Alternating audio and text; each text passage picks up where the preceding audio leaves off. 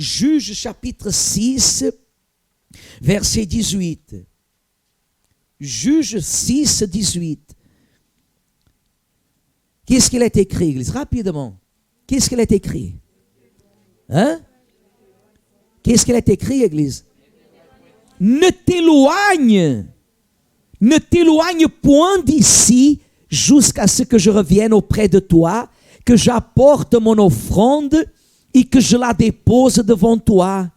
Et l'Éternel dit, je resterai jusqu'à ce que tu reviennes. Qu'est-ce que Gédéon a demandé? Qu'est-ce que Gédéon a demandé? Que Dieu ne s'éloigne pas. Pourquoi? Parce qu'il allait apporter son offrande. Et Dieu, il a dit, je resterai jusqu'à que tu apportes ton offrande. Non. Il a dit, je resterai jusqu'à ce que tu reviennes. Parce que ce que Dieu voulait, c'était Gédéon. C'était Gédéon. Mais Gédéon voulait faire une offrande. Parce qu'il avait entendu parler de Dieu. Il voulait un signe. Il voulait être convaincu. Et vous voyez que dans l'immédiat, Gédéon, qu'est-ce qu'il fait? Verset 19. Il entre, prépare un chevreux, il fait un épha de farine, des pains sans levain. Il mit la chair dans un panier, le jus dans un pot, les lui apporta sous le térébinthe et les présenta. L'ange de Dieu lui dit, prends la chair et les pains sans levain, pose-le sur ce rocher et répands le jus. Et il le fit ainsi.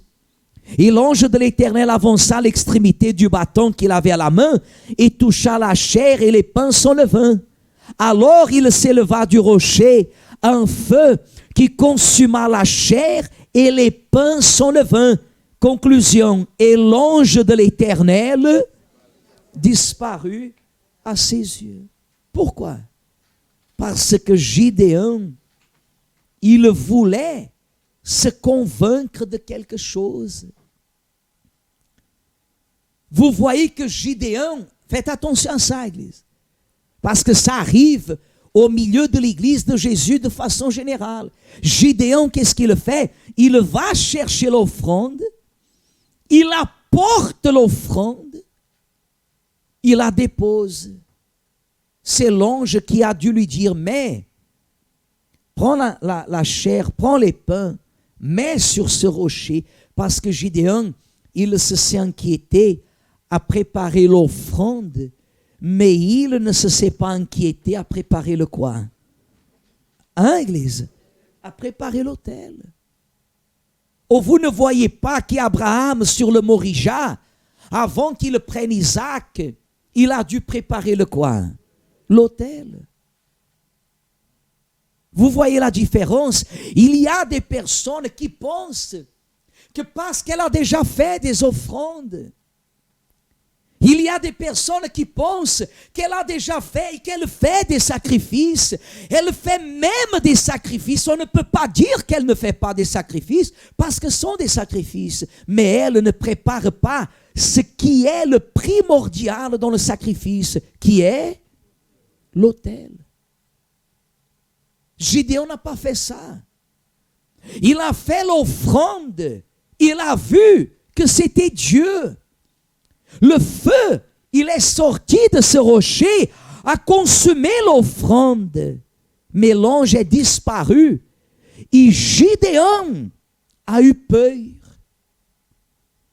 La Bible dit au verset 22, Gédéon, voyant que c'était l'ange de l'Éternel, dit, malheur à moi, Seigneur éternel, car j'ai vu l'ange de l'Éternel face à face. Et l'Éternel lui dit, sois en paix, ne crains point, et tu ne mourras pas.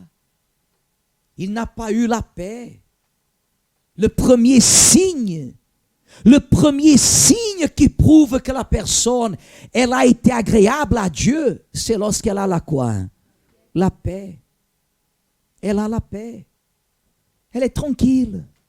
La vie n'a pas changé. Rien n'a changé. Des fois même, le même jour qu'elle fait le sacrifice, des fois, une mauvaise nouvelle tombe, mais elle a la quoi? La paix. C'est Dieu qui prend soin de la situation. Le diable essaie de perturber, mais Dieu a déjà pris soin de quoi? De la situation.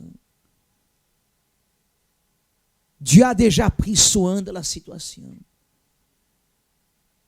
Il n'a pas eu la paix, il a eu peur, au point de dire malheur à moi.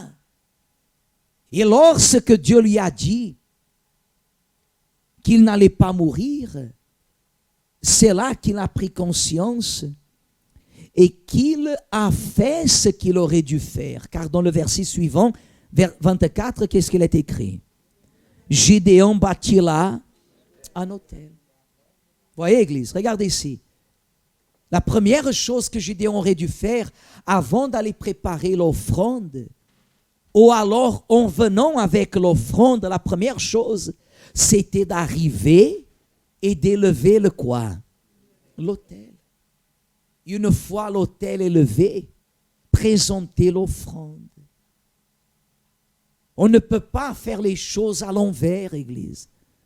On ne peut pas faire les choses d'une façon contraire. Si vous mettez la chaussure gauche dans le pied droit et celle du pied droit dans le pied gauche, même si vous avancez, est-ce que ça vous arrange? Et ça va vous faire mal. C'est vrai ou c'est pas vrai? Il faut que les choses soient faites. Tout doit être fait comme ça. Des fois, les personnes considèrent que nous, à l'église, nous sommes rigoureux. On n'est pas rigoureux. Bien par le contraire. S'il y a quelqu'un qui est très flexible par l'œuvre et grâce du Saint-Esprit, sommes nous qui servons Dieu. Mais il y a un ordre. Il y a un ordre. Il y a un ordre. On ne permet pas qu'il n'y ait pas de l'ordre. Là où il n'y a pas de l'ordre, il y a ou il aura le quoi? Le désordre. Si vous commencez mal, vous allez vous éloigner et vous allez terminer mal. On parle des fois dans un sens, mais ce sens-là, ce domaine, il correspond à tous les domaines. Des fois, le garçon, il aime une fille. La fille aime le garçon. Il parle. Ça se voit qu'il y a quelque chose qui se passe. Le garçon, il vient à l'autel. Il vient à l'autel, il prie. Des fois même, il sacrifie, il va vers le pasteur. Le pasteur lui guide. Il fait tout correctement. Mais d'autres fois, non. Il va d'abord parler avec la fille ou la fille d'abord avec le garçon. Il fait même l'offrande de sacrifice. Mais il néglige le quoi? L'autel. Que négliger l'autel, ça veut dire néglige de faire comme Dieu veut que nous fassions. On peut vous prouver ça. Regardez le verset suivant, qu'on a déjà lu une dizaine de fois pendant ces derniers jours, ou même plus. Dans la même nuit, l'Éternel dit à Gédéon, prends le jeune taureau de ton père et un second taureau de 7 ans. Condition. Condition, Église. Qu'est-ce qu'il est écrit? Renverse l'autel de Baal qui est, et abat le pieu sacré qui est 26. Qu'est-ce qu'il dit? Tu bâtiras ensuite et tu disposeras sur le haut de ce rocher. Regardez, où est-ce qu'il allait disposer? Sur le haut du rocher. Qu'est-ce qu'il allait disposer sur le haut du rocher? Un autel à l'Éternel, ton Dieu. Et après, tu prendras le second taureau et tu offriras en holocauste avec le bois de l'idole que tu auras abattu. Vous voyez, Église, que c'est dans les détails qu'il y a la différence. Voyez que c'est dans les détails qu'il y a la différence. Dieu, il a laissé clair. Tu vas prendre le jeune taureau. Prends le jeune taureau de ton père. Le second taureau de cet homme va renverser l'autel de Baal, abat le pieu sacré. Après, qu'est-ce que tu feras? Tu bâtiras. Ensuite, Dieu voulait dire le suivant. Avant que tu présentes le sacrifice, tu dois renverser ce qui est erroné. L'autel de Baal représentait le péché, représentait l'orgueil comme représentait la prostitution, représentait la vanité, l'arrogance comme représentait l'adultère. Péché, c'est péché. C'est pour cette raison que même comme on aura là samedi le baptême, les personnes qui vont passer à l'église, ce n'est pas par immersion, mais c'est le baptême, parce que l'eau qui descend du haut de la tête jusqu'aux pieds, c'est le baptême. Pour que la personne puisse laisser sa vie. Vous savez, tout à l'heure je parlais ici dans le culte à 18h, j'étais membre comme vous êtes membre, et je suis toujours membre. Mais j'ai occupé la place que vous occupez. Quand j'étais dans mon adolescence à l'église, il y avait d'autres jeunes à côté de moi. Dans l'après-midi, je me suis rappelé de cela quand je méditais. D'autres jeunes qui étaient avec moi. Et nous, dans cette foi, on était très identiques. Seigneur, me voici, sers-toi de moi. Il y aura la veillée, on était ensemble. Oh, la force jeune va à Lisbonne, 300 km. Dans la veillée, on faisait 300 km. Comme maintenant, si on fait une veillée de prière à Lyon, il y a des jeunes qui vont aller d'ici, là-bas. Mais moi, je ne me laisse pas tromper parce que cela ne veut rien dire. À mon époque, on faisait ça. Je vous parle de presque 30 ans en arrière. 28 ans en arrière, on faisait ça. Oh, on part à Lisbonne, vendredi soir, il y aura une veillée pour ceux qui veulent servir Dieu. Pas de titre, pas d'être pasteur, pas d'être ouvrier, servir. On allait tous. On arrivait vendredi, 17h, on partait, on faisait des fois 5 heures, 4 heures d'autobus. On arrivait à Lisbonne, 11h, minuit.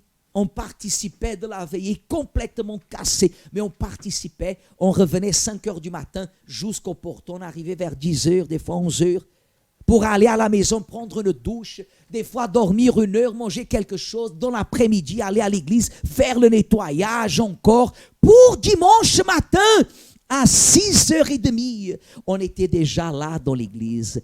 Les CPO, ceux qui veulent servir Dieu, ce que vous faites aujourd'hui, n'est pas ni même 50% de ce que nous faisions. 6h30, on était déjà assis, le premier culte, 7h30 du matin. Et on était là en train de lire la Bible, pas dans le blablabla, en train de nous consacrer. Il y avait beaucoup d'autres jeunes que je peux vous réciter leurs noms et prénoms maintenant parce que je n'ai pas oublié. Quand on vous dit certaines choses, c'est parce que vous ne vouliez pas. Vous n'avez pas l'expérience, malgré le combat que vous avez vécu, l'expérience sur l'autel, elle peut s'acquérir avec le temps. Et quand on vous parle, on sait de quoi on vous parle.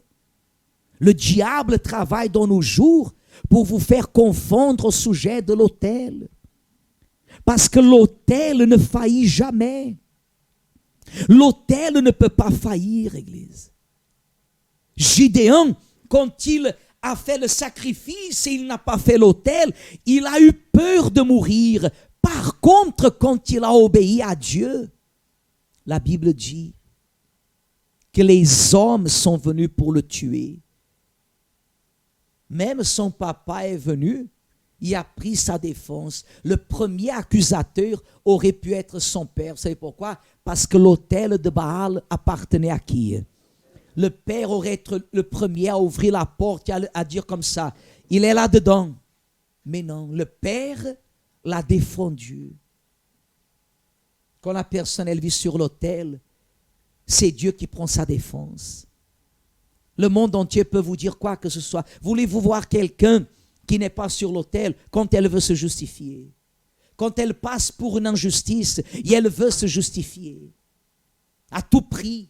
Il faut qu'elle se justifie. Il faut que tout le monde sache que ce n'est pas elle qui a fait. C'est parce que votre vie n'est pas sur l'autel. Votre vie, elle est sur l'autel. C'est Dieu qui prend votre défense. C'est Dieu qui vous justifie.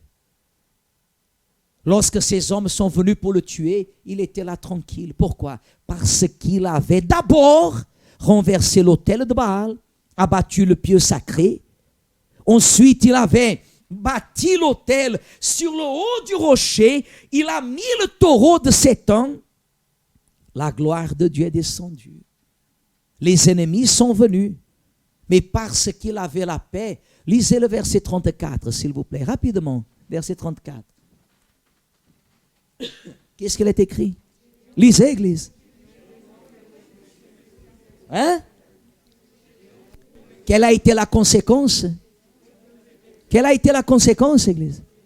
Il fut revêtu de l'Esprit de l'Éternel. Il n'a pas d'argent, n'a pas de bien.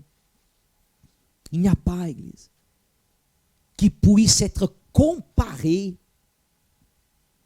à ce que le Saint-Esprit, il est dans la vie d'une personne qui met sa vie sur l'autel. Amen, Église. Vous comprenez? Et c'est ce que nous avons besoin, d'être revêtus de quoi? Du Saint-Esprit.